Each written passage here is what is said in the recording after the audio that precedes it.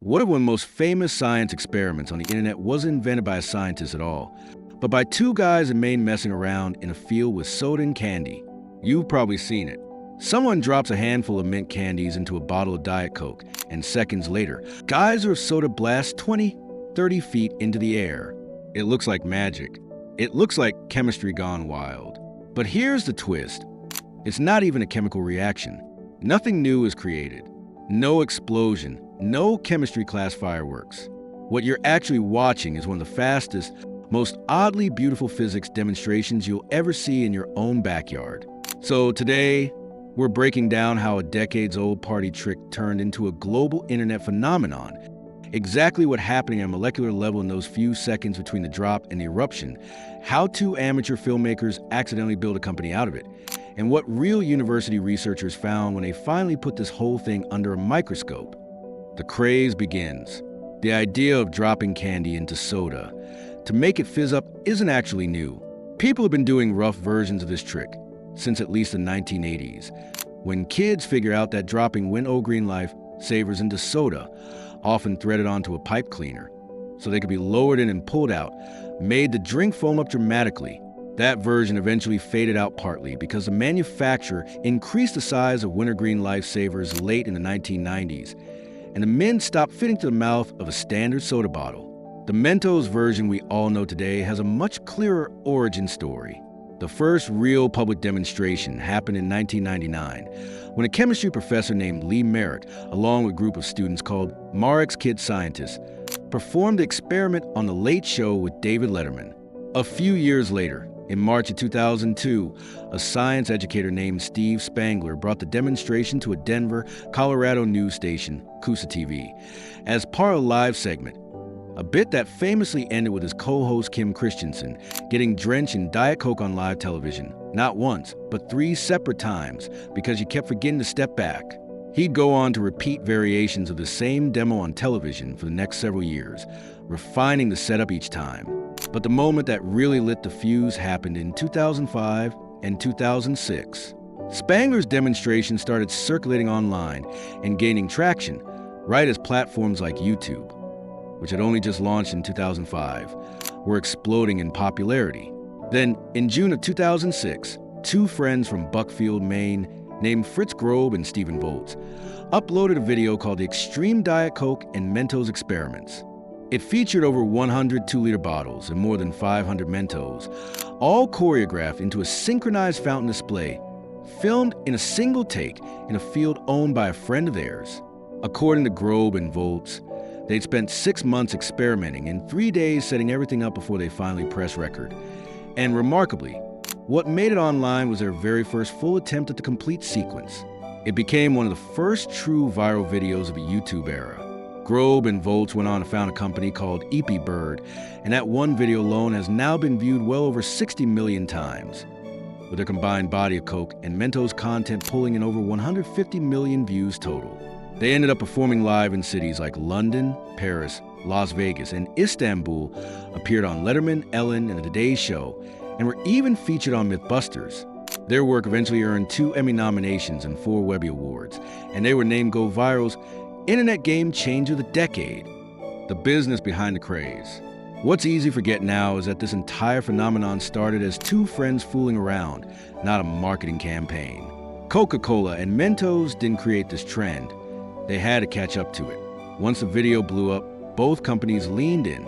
Coca-Cola eventually issued a statement praising Grobe and Volz for, in their words, having deciphered the magic of making viral videos.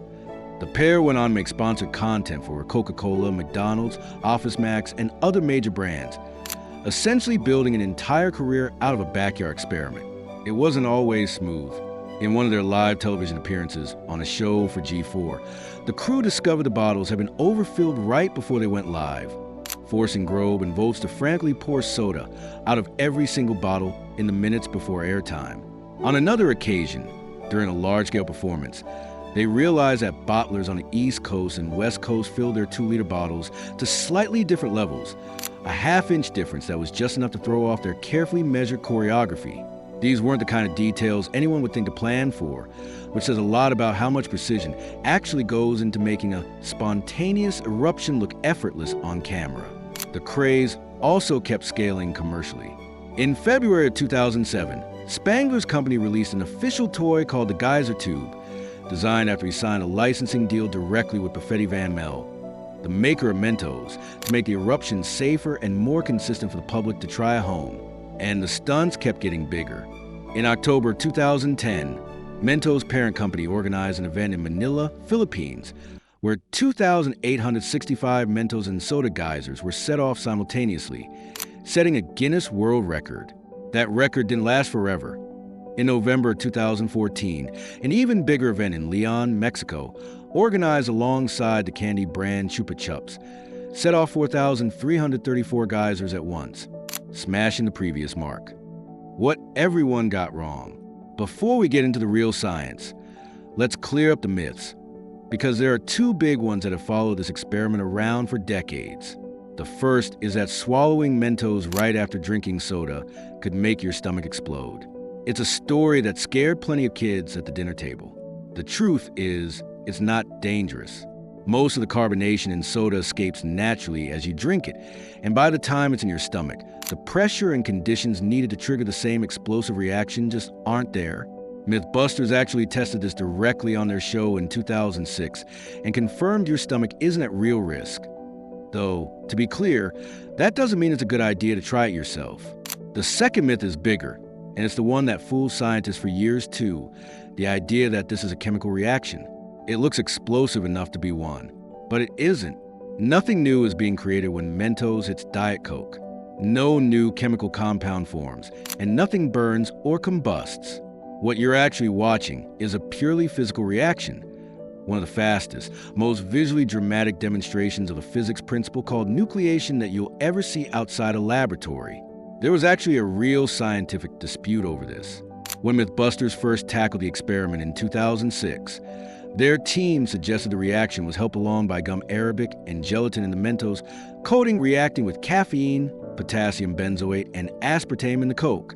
But a physicist wasn't satisfied with that explanation, and she decided to test it properly in a real laboratory setting. The university study that settled the debate. In 2008, Tanya Coffey, a physics professor at Appalachian State University in North Carolina, published a full experimental study on this exact reaction in the American Journal of Physics, a peer-reviewed academic journal, not a blog or a YouTube comment section. She built the project as a hands-on research assignment for her sophomore physics students, having them design controlled experiments, narrow down variables one at a time, and actually measure results instead of just guessing. Her team tested Diet Coke against caffeine-free Diet Coke, sugary cola, soda water, and tonic water, all combined with mint Mentos, fruit Mentos, plain table salt sand, and even dish soap. Every reaction was filmed with the bottle angled slightly all vertical, so the team could measure exactly how far and how high the fountain traveled. The results were striking. Diet Coke and Mentos produced fountains that shot out with a horizontal distance of up to 7 meters, and separate measurements found some eruptions reaching heights of around 30 feet. Critically, caffeine-free Diet Coke performed just as well as regular Diet Coke, which ruled out one of the most popular theories at the time. Caffeine had nothing to do with it. Coffey's team also used a specialized microscope called an atomic force microscope to directly measure the roughness of different candy surfaces at a scale far smaller than the human eye could ever see. What they found complicated the simple story people had been telling. Wint-O-Green Life Savers, the original candy from a 1980s version of this trick, actually measured rougher under the microscope than mint Mentos did, which meant surface roughness alone couldn't fully explain why Mentos produced such a dramatic reaction. Something else had to be going on. That something else turned out to be surface tension. Coffey's team measured how aspartame and potassium benzoate, two common ingredients in Diet Coke, physically interact with water, and found that both compounds reduce the surface tension of the liquid. Lower surface tension means bubbles can form and break free with less resistance, which lets them grow bigger and escape faster once Mentos gets the process started. Her team even tested this directly by crushing Mentos into smaller pieces before dropping them in, and found the fountains came out noticeably shorter, because crushing the candy broke up its surface area into many smaller, less effective nucleation zones instead of one large, continuous one. More recent research has pushed this even further. A follow-up study estimated that a single Mentos candy contains somewhere between 50,000 and 300,000 individual nucleation sites, each only a few millionths of a meter across, all working together the moment the candy hits the liquid. Other researchers have confirmed that temperature plays a real role too, tying directly back to a basic principle in chemistry called Henry's Law, which describes how gases dissolve into liquids under pressure. Warmer soda holds less dissolved carbon dioxide to begin with and releases it more easily, which is part why a warm bottle of Diet Coke tends to produce a noticeably bigger eruption than one straight out of the fridge. The real science, step by step. Here's how it actually works. Put simply, a 2-liter bottle of Coke contains somewhere around 12 to 15 grams of carbon dioxide gas, dissolved into the liquid under high pressure during bottling. As long as that bottle stays sealed, the gas stays locked in solution. The moment you crack the cap, you release that pressure and the carbon dioxide starts trying to escape, which is exactly why soda fizzes when you pour it into a glass. Normally, that escape is slow and gentle. The gas needs something called a nucleation site to actually form a bubble, basically a rough or uneven surface where gas molecules can gather and cluster together. In a clean glass, there aren't many of these sites, so bubbles form slowly, one at a time, which is why a poured soda just fizzes calmly instead of erupting. You can actually see this principle in isolation with a simple trick. Coat the inside a glass with vegetable oil and pour in soda. Almost nothing happens, because the oil smooths over all the tiny imperfections the gas would normally use to escape.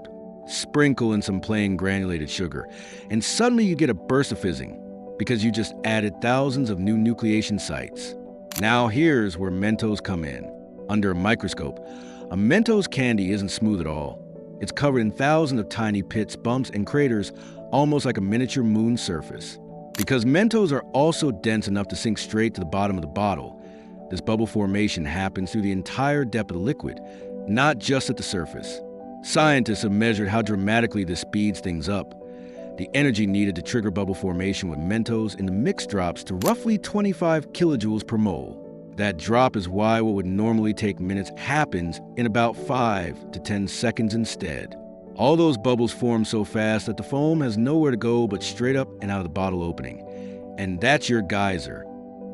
Why Diet Coke specifically?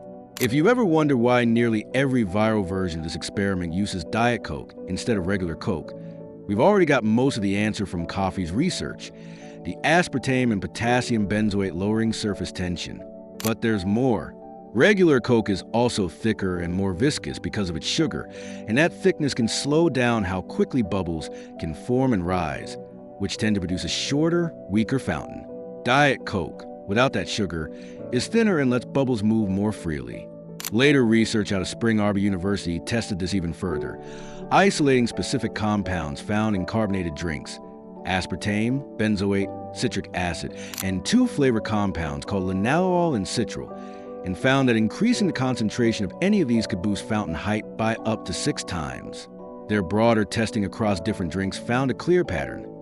Plain carbonated water produced the smallest geysers, sugary sodas did better, and diet sodas performed best of all. Interestingly, one popular theory turned out to be wrong. Many people assume gelatin and gum arabic, ingredients found in the outer coating of Mentos themselves, were responsible for boosting the reaction, which is what the original Mythbusters episode had suggested. When Coffee's team actually tested it directly in controlled lab conditions, removing those ingredients made no meaningful difference at all. The real driver isn't something added to the candy. It's a combination of the candy's physical structure and the chemistry already present in the soda itself. Researchers have also found that around 7 Mentos tends to be the practical ceiling. Adding more beyond that point doesn't meaningfully increase the height of the eruption, since the bottle simply runs out of dissolved gas to release. And in case you're wondering whether Mentos are somehow uniquely magical for this, they're not, strictly speaking. Almost anything with a rough, high surface area texture can trigger a version of this reaction. Scientists have recreated smaller versions using rock salt, sand, pocket change, and even the boiling stones chemists use in labs to prevent liquids from erupting unexpectedly when heated. Mentos just happen to combine the perfect size, weight, and surface texture to make this reaction dramatically bigger and more consistent than almost anything else you could drop into a bottle. How far and how high? Once people realized how consistent and controllable this reaction could be, the whole thing turned into a bit of a science meets spectacle arms race. Timing turns out to be everything. If you drop the Mentos in one at a time, you get a series of smaller fizzes rather than one big blast, since the reaction is already using up the dissolved gas before the next piece hits the liquid.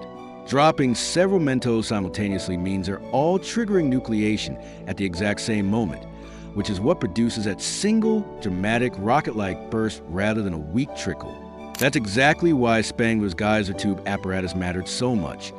It let people release a whole roll of Mentos into the bottle at once, cleanly and instantly, rather than fumbling to drop them by hand.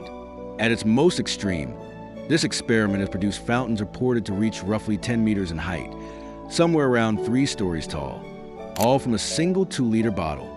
And once you start combining dozens, hundreds, or in the case of those world record attempts, thousands of bottles simultaneously, you get something that looks less like a science fair project and more like a synchronized fireworks show made entirely of soda. If you want to try it yourself, if all of this as you want to try in your own backyard, there are a few things worth knowing first. Always do this outside, never indoors, and never near anyone's face. A fountain moving with this much force can genuinely hurt if it catches someone in the eyes at close range.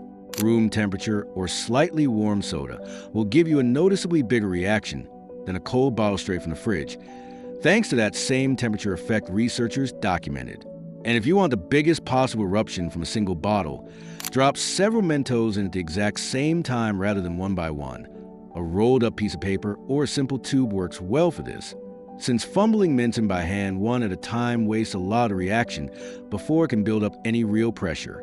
Beyond that, it's really just trial and error, which is part why this experiment became such a favorite for actual science classrooms. It's cheap, it's safe when done sensibly, and it teaches real principles in thermodynamics, fluid dynamics, and surface chemistry using nothing but a grocery store run. The bigger picture, beyond the fun and the internet fame, this experiment actually matters for real science and real industry. Nucleation, the same basic principle causing this reaction, plays a role in things far beyond soda bottles. It's part of how scientists study boiling processes in labs, how engineers manage carbonation and pressure in beverage manufacturing on an industrial scale, and even how researchers think about bubble formation in certain medical and geological contexts, like understanding pressure changes underground or in fluids used in medical treatments. Researchers have even taken the Mentos and Diet Coke reaction to unusual extremes just to study it further, including running the experiment at high altitude, roughly 14,000 feet above sea level, to see how lower atmospheric pressure changes the size and speed of the eruption. Chemistry and physics journals have continued publishing peer-reviewed studies on the exact mechanics of this reaction well into the 2020s, which is a pretty remarkable second life for something that started as a party trick. So the next time you see a video of a soda geyser blasting into the air, you're not just watching a party trick.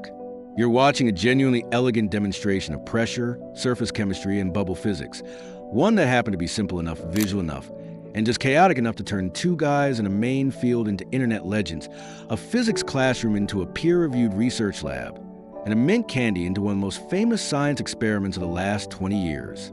If you enjoyed learning what's actually happening behind one of the internet's favorite science tricks, make sure you're subscribed. There's a lot more of this kind of thing coming. Bite back bites. We chew through the nonsense, so you don't have to.